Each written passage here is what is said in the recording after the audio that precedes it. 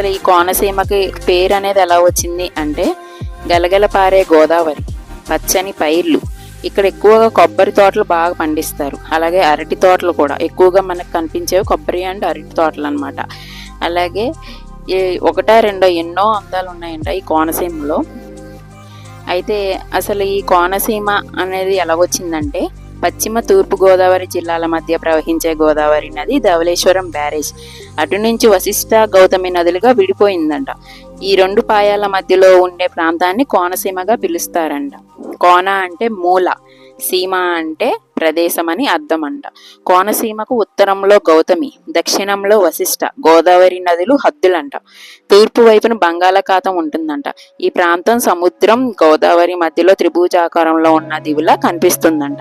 అందుకని దీనికి కోనసీమ అని పేరు వచ్చిందంట. అసలు కోనసీమ ప్రధాన ప్రాంతాలు వచ్చేసి అమలాపురం, రావుల